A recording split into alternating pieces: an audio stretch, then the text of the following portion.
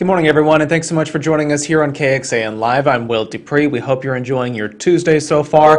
What we're showing you right now is a virtual webinar that's happening. Some renewable energy experts are sharing their opinions about how the ongoing redesign process should kind of go with the state electric grid. The Public Utility Commission of Texas announced that they're starting these steps to try to redesign the grid after February's blackouts from those deadly winter storms that happened and a lot of us experienced and remember pretty vividly. But today, the Public Utility Commission is going to discuss some of their progress on this redesign process on Thursday at their meeting. But right now, 3 different renewable energy experts are adding their opinion about potentially how they would like to see this redesign process go. So just keep that in mind as we're going through this stream today. You're going to hear from 3 different speakers as well as the moderator who is talking at the moment, and we'll listen in to him in just a second. But you'll hear from Bryn Baker, who is the Director of Policy Innovation at the Renewable Energy Buyers Alliance, Michael Jewell, who is an energy law and public policy consultant, and Allison Silverstein, who is a former Texas Public Utility Commissioner and FERC Senior Advisor, which is a federal energy resource group there. Let's listen in now as Doug Lewin, who is the president of Stoic Energy, kicks things off with this panel that's happening. So take a listen and we will add some more context here in just a little bit. Thanks again for joining us. Meet their sustainability goals with cheap renewable energy. So this is a huge perspective and one that is frankly often lacking in some of these discussions of market redesign. So we're really happy to have Bryn with us today. Let me just really quickly, before I turn it over to these 3 who you're really all here to hear from today, just give a brief overview of where we are in the process. Because I think it's important just to kind of situate this moment in time as we sit here in late August and what's going on. As we all know, there was a catastrophic situation in February, obviously extreme cold mixed with very high demand caused by a lot of inefficient buildings, caused by lack of gas supply, caused by outages at power plants of all kinds, obviously led to power being out for an extended period of time, 3 to 4 days, tremendous loss of life, then a collapse of the water system following that. Of course, the legislature took some action. They passed Senate Bill 3, was the signature bill related to storm response. That had a number of different deadlines for both the Public Utility Commission and the Railroad Commission in it, though the Railroad Commission timelines are pushed out much further. The Public Utility Commission deadlines were more aggressive, including some related to weatherization and things like that. There was an initial workshop, and of course, in the midst of all of that, as everybody knows, the 3 commissioners were all replaced. A separate bill, Senate Bill 2154, passed, expanding the commission to 5 commissioners. There are now 4 seated and confirmed commissioners. The 5th is still not seated yet. So a brand new commission kicked off with a workshop back on July 1st, which didn't get a whole lot of attention, but actually had some really substantive and important discussions at it. There was a letter sent by the governor to the PUC and to ERCOT on July 6th with some direction. There was then a Senate hearing just a few days after that in mid-July, followed by a press conference that the chairman of the commission, Peter Lake, and the acting or interim CEO at ERCOT, Brad Jones, did. That then led to a series of questions that the PUC put out. And that's what I was referring to, Michael and myself and Allison and Bryn, many others, spending a lot of time reading. It's actually a really fascinating docket. There's some really interesting questions asked by the commission, including, very importantly, a question on residential demand response. Again, something that has not gotten nearly enough attention in the Texas market, and you're going to hear some of our speakers speak to that. But there were 6 questions in that docket. Those questions were put out, I believe it was August 6th. The deadline to reply was August 16th. There was something around 65 to 70 replies. Now there's going to be a workshop this Thursday at the commission discussing those comments And then that kind of begins a pattern where then the PUC will put out additional questions. Those questions will be answered. I believe the next deadline to respond is September 9th. That's followed by another workshop, and that'll repeat 2 more times again in October, November. The commission is pushing to have a complete overhaul and redesign of the ERCOT electric market before the end of the year. It is an incredibly aggressive timeline. These are very important decisions that will have long-lasting impacts. And those decisions and the principles involved in that is what we're going to be talking about today. So with that, I'm going to turn it over to Allison Silverstein, who's going to start us off, and she's going to talk about some of those market design principles that are in play in this process. Allison, you ready to take it away? Sure, thank you. And hello, y'all. Sorry I can't see you, and say hi to the friends who might be lurking on this call. So those of you who know me know that I'm kind of a geek, so I'm going to start with the big picture geek out on market design, because that's really what the PUC is about. And I want to talk first about market design principles, which are foundational ideas for shaping the design, and those include things like competition is good and LMP promotes reliability. I'm going to talk about prerequisites for an effective market and for reliability. Prerequisites are prior conditions that are necessary for something to work effectively, like, say, a market or reliability. If certain things don't occur, then you won't get the outcomes that you want. And I'm going to talk about features, which are attributes or aspects of something. A capacity market is a feature, not a principle. And it's my observation that the Ledge and the Commission are mostly looking at features of market design rather than grounding first on principles and making sure that they're nailing all of the prerequisites that we need for reliability and effective market operation. I want to be clear about the PUC's goals. It's not just about competent market design to deal with a changing resource base and dramatic increases in demand growth from Texas's increasing population. But also the PUC and the Ledge have been obligated to look at reliability and resilience in order to avert another extreme weather triggered disaster with the kind of human, economic, and political costs that followed. So let's talk about the principles for the ERCOT market. These are not just for ERCOT, they're for really any market, and there are probably some others that I could have picked and ways that I could have articulated them, but most of these will sound familiar to you. The first is effective markets have many buyers and sellers with easy entry and exit. The second is markets reveal prices which reflect both competition and grid conditions, and LMP prices in particular, locational marginal pricing, is consistent with and improves grid reliability. The third principle is that all resources, supply and demand of every kind, should be treated fairly within their capabilities as opposed to discrimination on some basis, on some non-performance principle. The fourth is that all resources should be defined in functional or performance-based, technology agnostic, and fuel neutral terms. The fifth is that prices should reflect value and scarcity, already said something like that. And the sixth is that customers should be able to see prices. If you get all of those things going on as principles, then you're likely to have markets that work better. And all of those, I think, would be helpful for the PUC to articulate clearly. Some of the features that the PUC is looking at include energy only versus energy and capacity market, or a generation capacity reserve. ORDC design is a feature. Weatherization requirements and goals is a feature. Ancillary service product definitions and who could provide them. Features, features, features. Energy market participation requirements. Features, features, features. Prerequisites. So the PUC is looking at a lot of those features. They are not looking at enough of the prerequisites for the ERCOT market that will affect reliability. Some of those prerequisites include transmission access to other interconnections, which will facilitate increased resource imports and increased sale potential out of the ERCOT. Generation, storage, and DER access to the grid and to market customers. Generator weather readiness, including fuel supply assurance.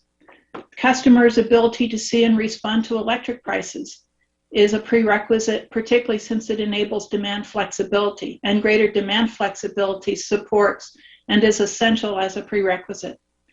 Particularly within ERCOT, a prerequisite is aggressive energy efficiency and demand response expansion. We need this to dampen price spikes under extreme weather conditions in particular, apart from their significant customer protection and economic or bill protection benefits. We don't really have time for the long-term market impacts to develop and to grow investment on the resource side. So given the massive changes in our market, we need to dampen demand and be able to have the market work smoothly and to have scarcity and not have such extreme demand conditions that scarcity and prices go nuts. I think going nuts is a technical term, I'm not sure. We need, very importantly, competent management of market protocols and rules, both by regulators and by the grid operator. This includes things like ERCOT load forecasting, whether ERCOT is overscheduling generation in real time in order to avoid a price spike, and whether the PUC is managing ORDC rules effectively. And last, we need, as a prerequisite, regulatory and policy predictability and certainty for investment decisions. Without that, a lot of investments are going to run, or they're going to shut down early within ERCOT. Those are the main points that I wanted to make about principles, prerequisites, and features. Again, my concern is the PUC is not being super clear. They're being kind of clear about their goals. They are completely ignoring the necessity of being very focused on principles and using those principles to guide decisions about prerequisites and features. Thanks very much. Talk to y'all soon. Allison, that was great. Thank you so much for teeing these things up with a really important focus on principles. And actually, one of the last things you said there, how regulatory uncertainty can cause problems for investors and developers and buyers. And it's very interesting, we're sitting here today in late August, looking at, yesterday there was a projected peak of above 76 gigawatts. I think that's somewhat projected to be a little bit lower. And now I haven't had a chance to look whether that was weather or demand response kicking in or what might have caused the demand to be a little lower. But regardless, we may get close to, even if we don't exceed an all-time summer peak, we should be getting about 7 gigawatts of solar today. That's more than double what we would have gotten August of last year.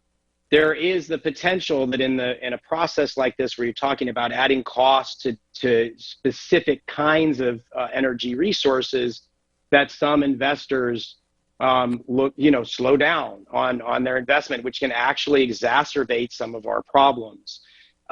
So the considerations that investors make when they're looking to invest are important. It's also extremely important to consider the customer perspective and what do buyers see in a market, which can influence their location decisions. A lot of companies come to Texas because of the availability of renewable energy. So to hear that perspective, we're now going to hear from Bryn Baker. She is the Policy Innovation Director. Did I get that right? Director of Policy Innovation at the Renewable Energy Buyers Alliance. Before I turn it over to Bryn, I should have said on the front end, and thank you for somebody who asked this in the chat, and sorry I neglected the beginning. If you do have questions, we really do want your questions, and we're going to get to those by 10:30 if I stop talking. So please put those in the Q&A, and we will try to get to as many of those as possible. With that, I'm going to turn it over to Bryn for the consumer's perspective. Thanks for being with us, Bryn. Thanks, Doug. Good morning, everyone. Great to be here. So yes, I'm here on behalf of the Renewable Energy Buyers Alliance to bring at least the large customer perspective to this.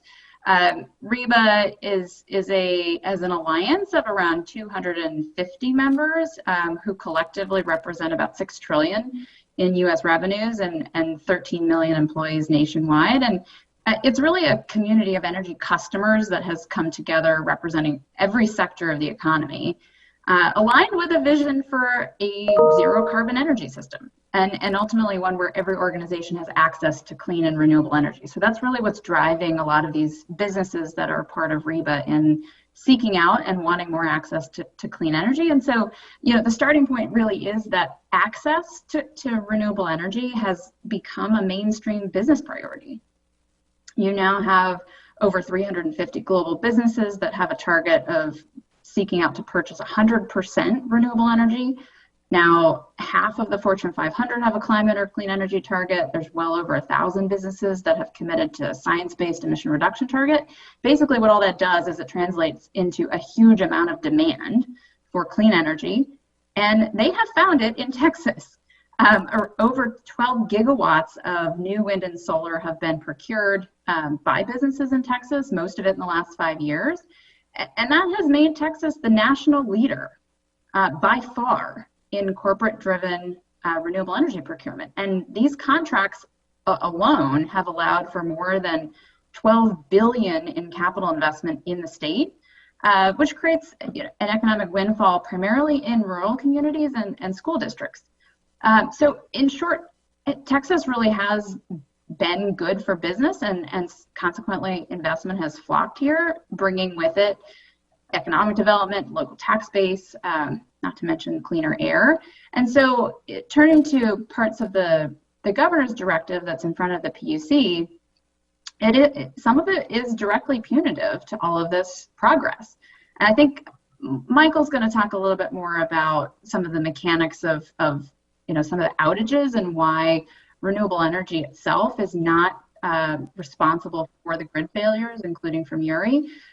So we ultimately need to be talking from the same fact pattern, but from a customer's perspective, it's imperative that the commission take a balanced and considered approach to these much needed market reforms following the recent grid failures. Certainly no one knows the hardships that grid outages cause better than customers. And it's customers that will be saddled with the costs of whatever the changes are that the commission decides to make. And so those that foot the bill should have a say in the process. And so primarily at issue is the proposal to assign ancillary services costs just to renewable generation.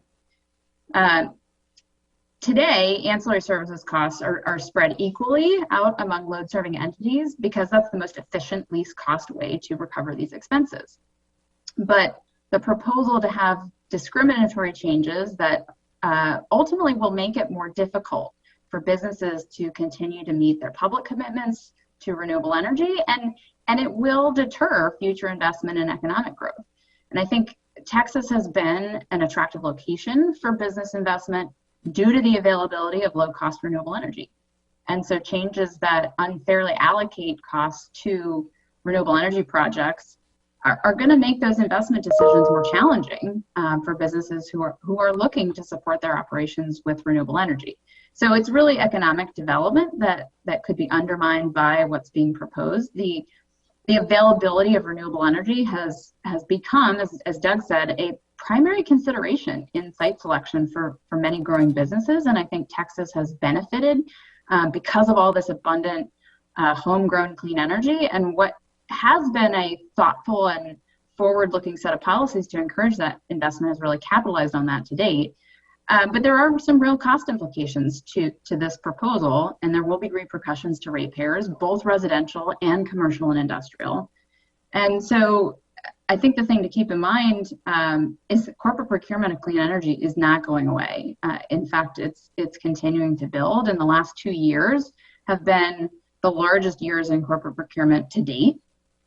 But this investment could and likely will shift elsewhere if renewable energy is discriminated against in the Texas market. And that's a loss for the state, for communities, and ultimately for business. So I think really what customers are encouraging is a holistic look at the ERCOT market and implementing changes that cost effectively increase reliability. We all share that common end goal. As this industry evolves and takes on myriad of new challenges. With that, Perfect. Back to you, Doug.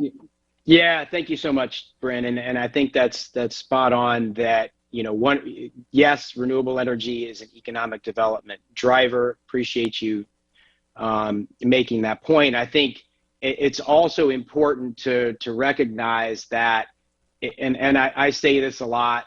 Sorry if you've heard me say this before, anyone that's on the call, but I think it's worth saying. In anything in life, if you have the wrong diagnosis, you're going to get the wrong cure. And there's a lot of folks out there saying that what happened in February. A lot of them actually aren't even saying it anymore because they know so many of the folks that are on this call and the media have done such a good job really sticking to the facts and really analyzing what happened in February and helping the public understand that. Many of them aren't even saying it outright because it's been pretty well debunked, but they are intimating it, and they are suggesting that renewables are causing our reliability problems. When, as Bryn used the phrase, the fact pattern shows something quite different. So with us today to talk about some of these myths that are floating around there, and to help get us back into reality on these issues, and talk about a lot of how not only renewables aren't causing the problem, but some of these cutting edge technologies, inverter-based technologies and storage and the rest, can actually be a huge part of the system. We have with us today Michael Jewell. So please continue to put your questions in the chat. We'll get to those as soon as Michael's done, but now I'll turn it over to you, Michael. Thanks. Awesome. Thank you, Doug, and really appreciate the opportunity to participate in this morning's discussion. Following up on what Doug said, with regard to the diagnosis, I think the straightforward diagnosis that people need to focus on is every generation resource had its problems in February. It was not just a wind and solar issue, as you know, a number of folks tried to intimate at the outset. And like Doug said, a number of different commenters in filing comments continue to intimate. It was not necessarily a failure of having installed capacity in the state either. We have lots of capacity, excuse me, lots of generation resources installed in the state today. The problem, a lot of them didn't work when we needed them. And that is really kind of a key issue that's got to be focused on. Another thing that continues to be raised is whether the ERCOT market design was a failure or not. At the outset, what was said a number of times is it's not a market design failure. It is an issue with regard to whether the resources were ready for the weather that we experienced. And the answer clearly was no. And that's what needs to be front and center with regard to that. Do we need additional generation resources in Texas? Absolutely. This state is growing by leaps and bounds, and we need a lot of new generation to come to the market. We need stable rules in order for that to occur, like what Allison was talking about earlier. Doug was talking about the 7 gigawatts of solar that we're seeing right now. When you look at the ERCOT forecast and the projections, the number one resource that is coming on the market to meet the demand in the ERCOT grid is solar. And so proposals that would discriminate against wind and solar are kicking in the teeth the very resources that we need to ensure that we've got reliable service on a going forward basis. One of the myths that does come up through a lot of the commentary in the regulatory comments is that wind and solar are just totally variable. We don't know when they're going to run, and we've got to manage the grid around it. What is a misconception about that is really the ERCOT market to date has taken the approach of give us as much low-cost energy as you possibly can. But wind and solar both are actually controllable resources. You can, and ERCOT can say, generate at this level, hold some additional generation in abeyance, and if we need it, we'll give you a call. But that is an operational choice with regard to the market. You can actually manage solar and wind. But then people say, but if we don't have wind or we don't have the sun, then they can't generate. The thing that's being missed on that is if you don't have fuel for any generation resource, it can't generate. What we saw in February is if gas generation does not have gas, it can't generate. If coal generation does not have access to coal as a fuel, it will not generate. Nuclear, their problem was a frozen water cooling system, and therefore that caused problems. But every generation resource does have to have fuel in order to generate. Wind and solar are no different. But it doesn't mean that you can't control the output and have a different approach as to how you manage the grid. one of the things that is important with regard to wind and solar as well is when we think about wind and solar as dispatchable resources and operate them accordingly, what you also have is an increased ability for them to provide reliability services, the ancillary services that Brendan was talking about earlier. This is just a small part of the electricity market that matches supply and demand in real time. And so, we've got to have this in order to maintain a reliable operations of grid. What is oftentimes overlooked is the fact that because inverter-based resources like wind, like solar, like energy storage, because of the nature of them, and but the nature of them is such that they can actually respond to the needs of the grid faster than any thermal resource that we have on the market today. In fact, with some of the newer technology that is out there and being embedded in these kinds of technologies, they can actually react before ERCOT even knows there is a problem. And so what we ought to be doing is taking advantage of the new technology that is enabled by inverter-based resources, rather than just looking backwards and saying, we ought to do things the same old way that we've always done and do more of it. Because the problem with that is a more expensive way, and it also runs into reliability problems. My focus thus far has been on large-scale utility wind and solar, but I think it's very important to understand that the rooftop solar that we see throughout the neighborhoods in Texas and on businesses is a growing part of the market. Right now, we have more than 1 gigawatt of rooftop solar that is installed in the ERCOT region today. There is almost as much rooftop solar as a nuclear power plant right now, is a reactor from the South Texas Nuclear Project or Comanche Peak. So it's not just something that kind of doesn't matter, it actually matters a lot. And as people continue to invest in rooftop solar, and as they continue to invest in storage to go with that solar, not only are they adding to the ability to meet their own needs, but these resources can actually be aggregated together and used as a virtual power plant that can actually be managed to meet the needs of the grid in real time. The other thing that that I do want to highlight is storage. And storage is a game changer for the electric industry. The most commonly understood value of electricity storage is the ability to move energy from a time when it's very plentiful to a time when you need it, moving wind from night to day. But that clearly is a key component to it. And as we move from just having shorter duration energy storage to longer duration energy storage, that opens up a whole new opportunity with regard to how the grid can be managed. But energy storage resources have the ability to support reliability on the grid super fast, just like I was talking about earlier with wind and solar and their inverters, the inverters that are used in order to take the electricity, set it up on the grid on batteries is very fast.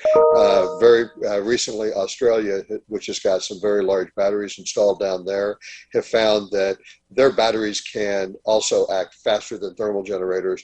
And that speed is helpful because it arrests potential problems in the grid and reduces the expense associated with that.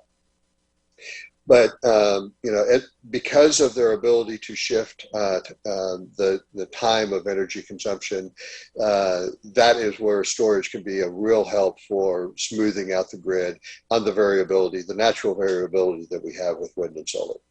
And then finally, Allison touched base with regard to demand flexibility. And I think that is an issue that got some attention in a number of different comments, not just because the commission, kind of asked the question, do we have enough residential demand flexibility operating in the market? And the resounding answer was no. But, I think that to the extent as ERCOT and the commission is looking at issues related to the market design, if the commission does not think about the role of demand flexibility in this, it is like somebody that is tying their arm behind their back and trying to, drive a car or do whatever. You're not using all the tools that you've got. We're always talking about, for the electric industry, supply has to equal demand, which means that demand is 50% of the equation. You got to think about both, and if you're really going to have a reliable grid.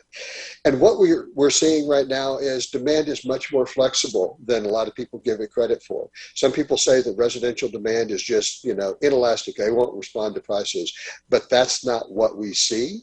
And there's opportunities to be able to manage that demand in a way that does not diminish people's comfort in their homes.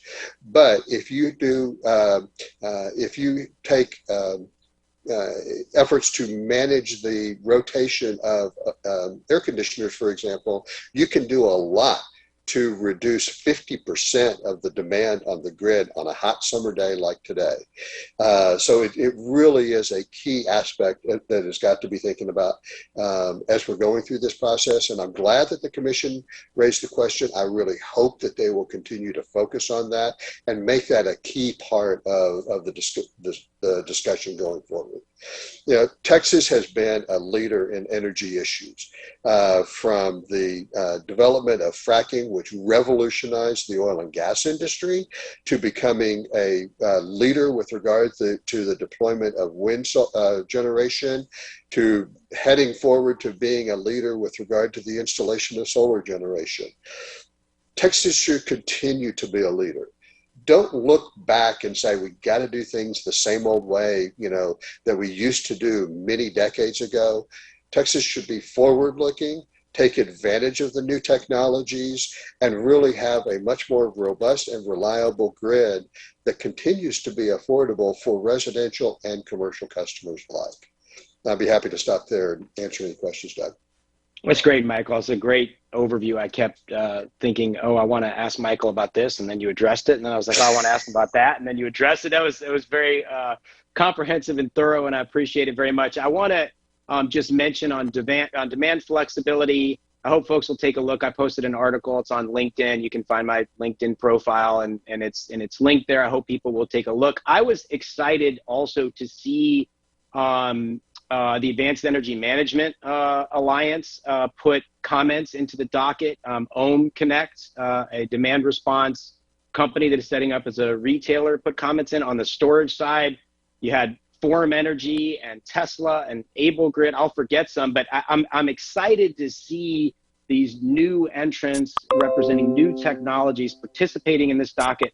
I'm often asked, what are you looking for in these workshops going forward? One of the things I'm looking for is, does the commission sort of open up the doors for some of these new entrants and say, what is your perspective on this? Because I think what you end up getting in a lot of these kinds of processes traditionally, and I'm not saying the commission's doing this right now because it's too early to tell, but a lot of times what you get, and I've worked throughout my career in different commissions around the country, and what you see is this sort of bias towards the incumbents. It's like all you have is the companies that have been there for decades and decades and decades, and not as much of sort of asking for views of new entrants. So it's going to be really interesting to watch on the demand flexibility piece, on storage and renewable energy buyers. Are those folks included in some of the agendas? I didn't check this morning, but the agenda for Thursday's out. But I think that's something to watch, and also for the September, October, and November workshops after that. So we've had a bunch of questions come in through the Q&A. I'll turn to those unless Bryn, Allison, or Michael, you have any questions or reactions to your fellow panelists. Give me a shake of your head and let me know if you want to jump in before I go to the questions. I had the advantage of going last to be able to respond so you were to both. Able, yes. Allison or Bryn? Okay, no, great. I mean, you can jump into questions. I'll just say, I think we would associate ourselves with Michael's takeaway point, which is that using 20th century solutions to solve 21st century problems is not going to get us somewhere. And I think, Allison, you've made this point so many times that demand response has got to be part of this. And I think from the customer side, customers actually want to be part of the solution. They want to be called upon. And some of the C&I customers actually have actively said we should have been called upon in these outages because we could have helped, but there was no mechanism to do that. We have to figure out a way to solve that problem. It's a great point, and there are mechanisms to solve that problem. One of the 6 questions that the commission asked about was emergency response service. A number of commenters said a $50 million cap is extremely arbitrary, and you ought to raise that and get more demand response in that way. A number of commenters pointed to the utility energy efficiency programs. Texas spends $6 per capita. That compares to between $17 and $25 per capita for liberal meccas like Arkansas and Oklahoma. We are way, way behind on energy efficiency. There's a ton of headroom to do both energy efficiency and demand response within those programs if the size of that is increased. Allison, I see you unmuted. You want to add to that?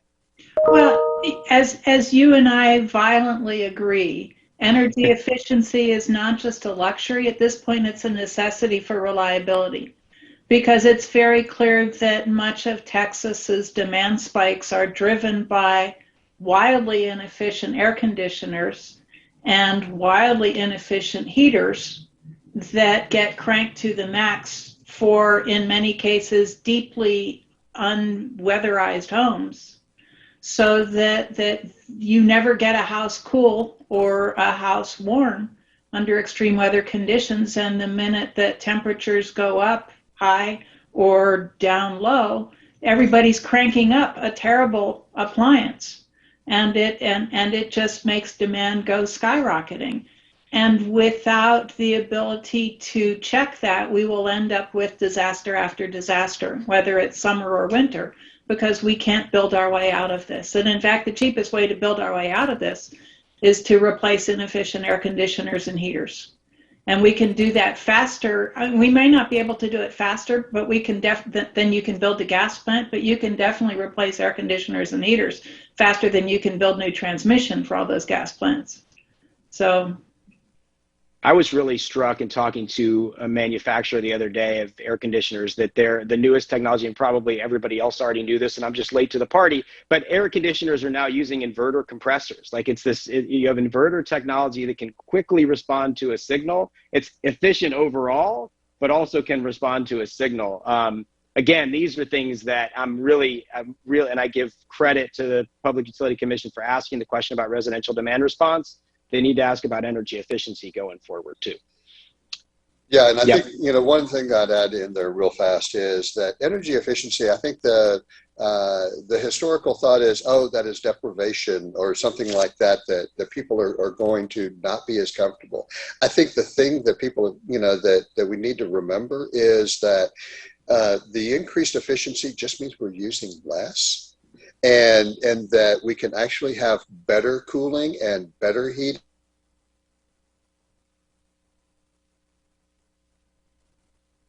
For homes that were better insulated, that had better protection for their pipes, the residents had they were not as adversely affected as others where the house was leaking like a sieve. So, I mean, there is a personal customer safety aspect to this that really just can't be underestimated. Well, it also saves lives and health, which has direct economic impacts. Yep. So we'll transition into questions. I just can't help myself, but just to add to that like these newest air conditioning technologies are also variable speed. So to your point, Michael, not only is it not diminishing comfort to be more efficient, it's actually increasing it, right? Your AC outside your home right now, odds are, unless you bought it in the last year or two, it's got 2 modes. It's on or it's off. So you start to feel a little hot in your house before it kicks on, right? And with a variable speed, it actually increases the comfort of your house while you're increasing efficiency. We do have to get away from that. Efficiency is you have to give something up. It actually can. All right. So I do not want to neglect all of our. I've been asking everybody to put their questions in, and they have. We will go pretty quick with the responses to this. If we could, panelists, just let's be quick in our answers, and then we can elaborate either, as Allison's been doing, writing back, or we can follow up afterwards. Let me start with a question about how much will climate change data factor into plans. I'm going to give a brief answer and then turn it over to the panelists if they want to add. There was an important provision put into SB3 Credit to a lot of different folks, including Representative Donna Howard and Chairman Patty for putting this in there, that the Public Utility Commission needs to consult with the state climatologist as they're creating their weatherization standards. They have done that at a recent hearing. State climatologist John Nielsen Gammon did present to them. It was very interesting testimony. Surprise, surprise. He said, our summers are getting a lot hotter, our rainfall events are getting a lot more severe, and droughts and specifically flow of water is getting less, which has impacts on thermal plants that require water for cooling. So all of these things are being accounted for somewhat. The problem, as I see it, is that, and I think a lot of folks far smarter than me have commented on this, and I can point folks to those folks if you're interested. But basically, if you're doing a look back on climate change as opposed to using models to look forward, you're going to miss out on what's happening. To put it succinctly, the past is no longer a reliable predictor of the future. We are already living in a climate changed world. And so if you take like an average of the last 20 or 30 years of temperatures and say, well, that's what we're going to project going forward, even if you take a benchmark year for heat or for cold, like a 2011, which it looks like they're going to do in the weatherization standard, to say that that's the most severe we can imagine going forward, I think is short-sighted and going to cause us a lot of problems going forward. It's a very difficult issue. I don't envy the commission trying to solve it, but I would just say if you're only looking back at historical weather data, you're going to miss it. Anything else anybody wants to add?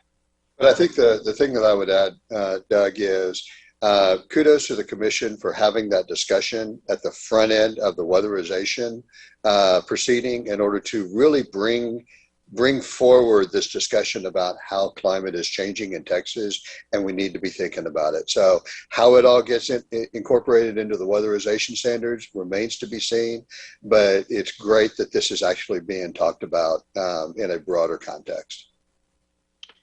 I'm going to keep moving. There was just a quick question I'll answer. Somebody asked what the docket number where these market redesign are. I have committed to memory at this point. It's 52373. I think I can drop a link when somebody's answering in a minute. I'll drop a link that everybody should be able to see. We had a couple different questions about the weatherization docket, which is 51840 for folks' reference. And questions about sort of this two-phase approach and how that's going to work. Michael, are you following that closely, or would you rather me answer that, or Allison? I don't know. I'm happy to answer it, but if y'all are following it and want to. I'm sorry, I was just reading a question in the chat. Yeah, 51840, the weatherization and this sort of like two-phase approach. So, I mean, I think the specific question was kind of like, how is that going to work, and what are we seeing out of the commission? Curious as the panel's thoughts on PUC's proposal of a staggered approach to weatherization, phase 1 by December, then phase 2 after ERCOT weather study is completed early next year. Is this kicking the can down the road? There was a similar question that went, if you have any input on the status of PUC's project 51840, statute requires action on generator weatherization by the end of November, which is cutting very close to the winter months. Not clear what the plan is, given the phased approach. Do you have any insight? So, I mean, I think the key aspect of this is to do that kind of a weather study and looking forward as to what we can expect is going to take time. And so if they did not take a phased approach, we would be sitting around not moving forward. So I think that being able to take a phased approach to move, to start moving towards greater weatherization sooner rather than later is really critical, understanding that you can't get it all done at one time. And I think one of the things that we've seen a number of comments on is that generators are not waiting for a decision from the commission in order to weatherize. The economic signals in the current market design it makes it very clear that there is a value to weatherizing and being able to operate in inclement weather. The generators that did weatherize and were able to operate during Winter Storm Uri did very well financially. And I think that, there's a lot of generators that are taking extra steps right now to be sure that they are able to operate and getting ahead of the curve rather than waiting. Allison, do you want to add anything to that one? Yay, a year and a half, and I remember how to use the mute button. I addressed this, I agree with Michael, I addressed it in the Q&A with an answer that said pretty much, we should be grateful that they're moving based on historical winter conditions and providing some certainty now, rather than taking all the time required to figure out all of the study stuff and all the, how do I weatherize my plant to deal with that. The one point that I am worried about with respect to weatherization is this. Let's recall that the statute requires weatherization, not winterization. And the commission to date is only looking at winter threatened design conditions. I am much more worried about not just winter, but what happens in summer, because both transmission and distribution and generation are heading into much more threatening summer peak, even though we haven't seen it yet this summer, much more threatening summer peak in extreme storm conditions that will be likely far outside the parameters of history we've seen to date. And the commission is not yet looking at the nature of those threats and projecting forward in the same way that they are considering for winter preparations. So this is at present a winterization docket, not a weatherization docket. And I would argue that we need to be looking forward at weatherization for summer heat conditions and extreme storm conditions as well. There was a question, I'm gonna put two together. Are the speakers optimistic or pessimistic that ERCOT will end up with a better market? Will it rely on the effectiveness of stakeholders' feedback? I think just a way of saying, like, will they really take into account, especially as I was talking about some of these new entrants, will they consider a wide variety of different feedback? And then again, that initial question, optimistic or pessimistic. And I want to add to that, there was an interesting question in here about existing wind farms and solar farms. Bryn, I'm wondering if maybe you couldn't talk about, there's uncertainty about future renewable energy buying, but there's also an impact on folks that are already in the market and are worried about what some of these considerations and decisions ultimately may mean for current investment, which in renewable energy is somewhere around $70 billion in the state of Texas. Do you want to address that one? Yeah, I mean, I guess even on the first one, I would say I think there will be optimism if there is, in fact, a fair shake at listening to lots of different stakeholder views, and the governor's letter isn't sort of taken as a pure directive, because I think you will see a much more balanced set of views and perspectives coming out in the stakeholder comments. On the question of sort of retroactive impacts to wind and solar, I mean, the proposal around the ancillary services is or would be retroactive. So those costs would fall on the existing projects, not just affecting future investments. I think that, there's different estimates out there. What I've heard is that the total cost of this approach could be around, upwards of $500 million.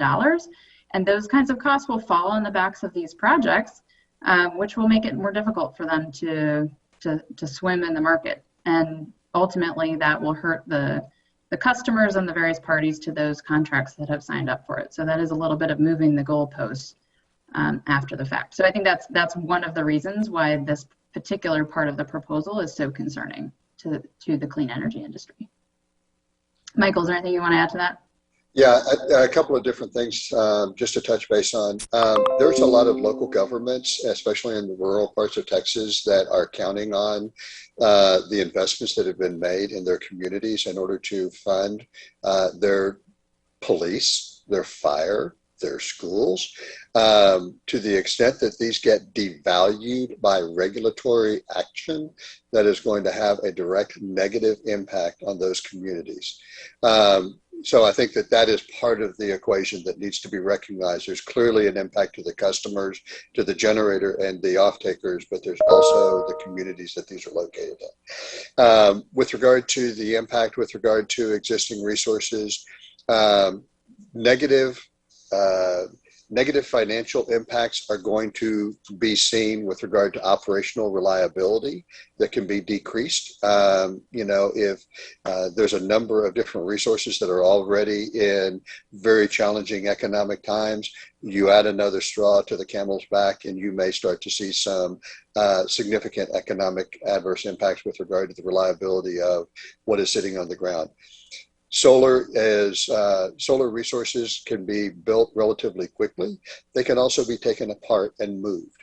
If the economics make sense to go on ahead and move a resource, that solar that we're seeing here today can be moved to other locations as well.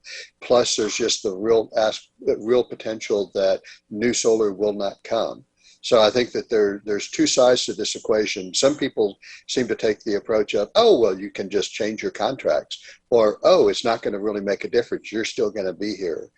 That's not necessarily the case. And I think that that should be a real concern for everybody. There was a question in the chat about TERC, the Texas Electric or Energy Reliability Council, that existed before the storm, but was kind of dormant, met maybe once or twice a year, but didn't seem to do a whole lot, but was increased by statute.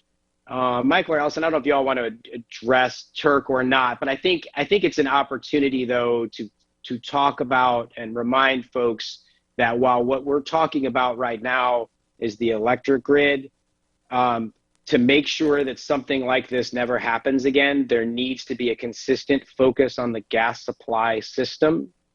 There's the politics of it, and there's also the engineering of it. And I think just from I as somebody who lived through this and had a pipe burst in my house, it was without water for 5 days. Like, we've all got to put the politics aside as much as possible and deal with the engineering realities, which are in a system with a lot of gas generation. If gas supply is not weatherized, you can weatherize those gas power plants to a 1 in a million year standard, and it won't matter very much if you can't get gas to the site. So I don't know if anybody wants to say more about that, or specifically about TERC, the Reliability Council that was sort of strengthened, built up within SB3, or we can move on to another question either way.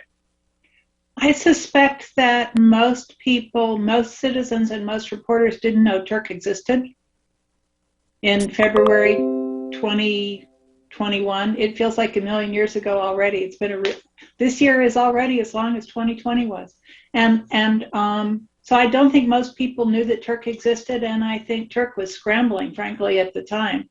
I'm not sure how well organized they were, or whether any of their meetings and conversations were even publicly accessible or press accessible. So I think that when the next disaster occurs, TERC had better be ready for a significantly higher level of scrutiny, though. Well said. Go ahead, Michael, you want to add to that? No, I was just going to say, one of the things that Texas is very fortunate about is that we do have a significant amount of gas reserves that are available in this state with gas production, and we rely on that just-in-time delivery of gas to these gas-fired power plants, and to ensure the reliable delivery of gas is critical. Like you said, if the gas plant is sitting there and it doesn't have fuel, it's just a hunk of metal sitting in a field that's not doing anybody any good. There was a question, to what parties was the PUC addressing the question about residential demand flexibility?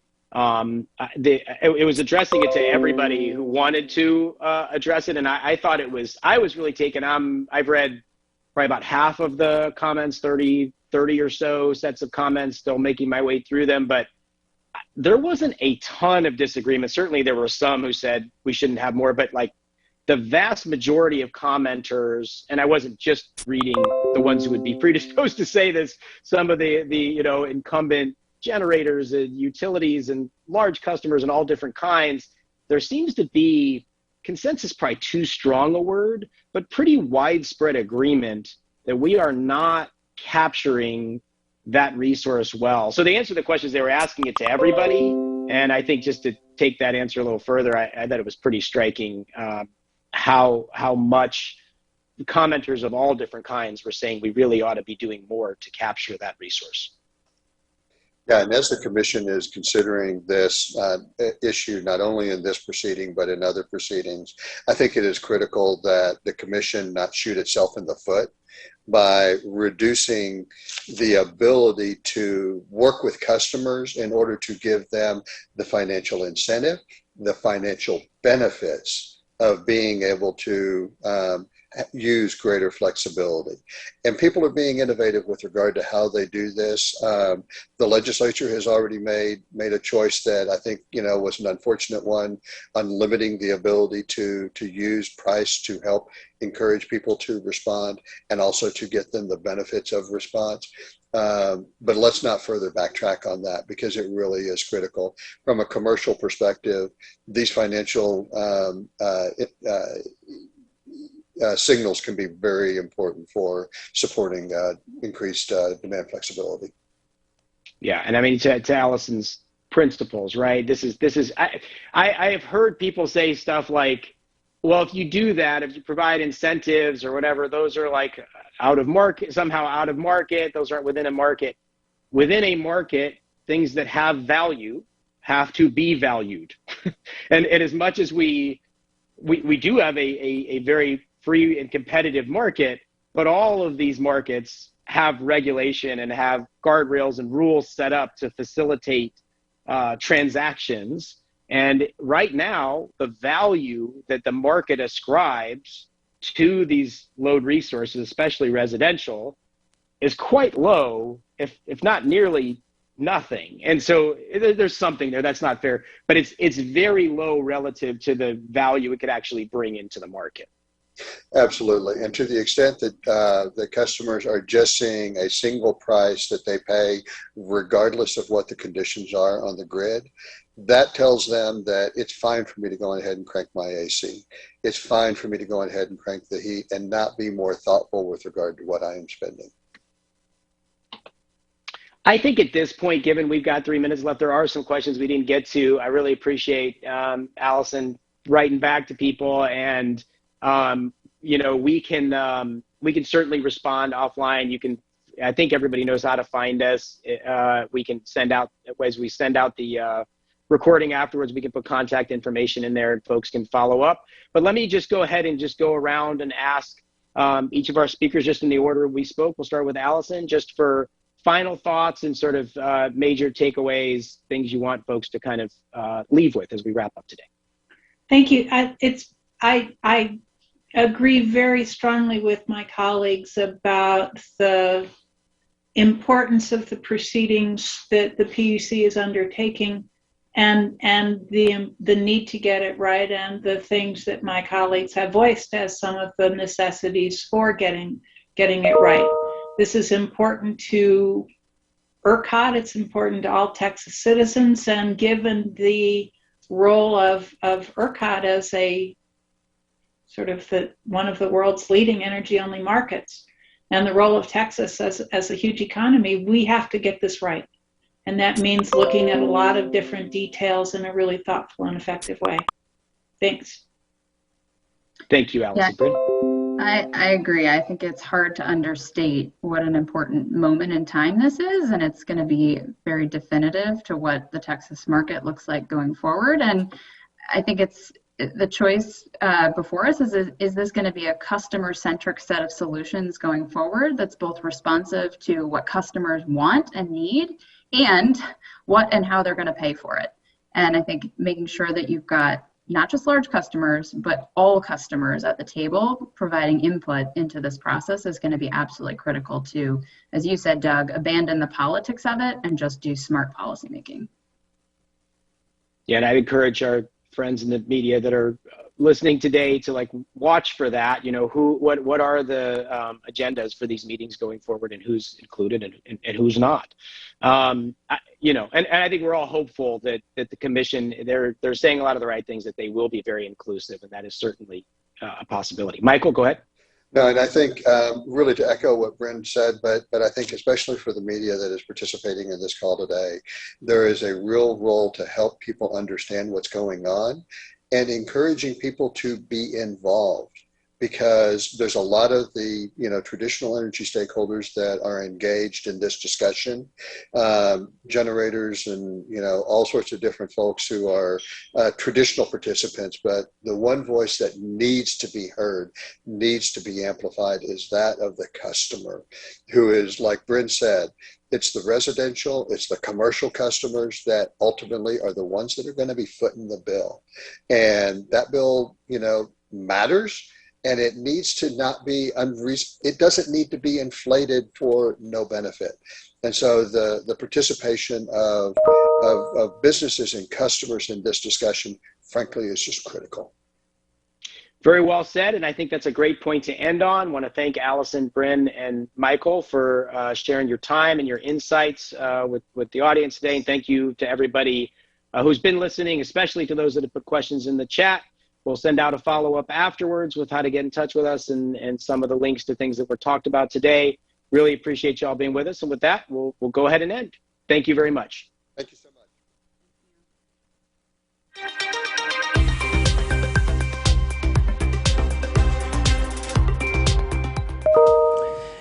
Thanks for sticking with us, everybody, here on KXAN Live, as we brought you that virtual webinar that was happening with 3 different experts really focused on renewable energy. They were again discussing about this fully redesigned project that the Public Utility Commission is taking here in Texas regarding the state's electric grid. We'll let you know that on Thursday the PUC is holding a workshop about this very topic, so of course we'll follow up on that as more reforms, discussions about changes move forward from here. So please stay with us as we keep covering this very important topic, especially after what we all went through back in February in those devastating blackouts and deadly storms.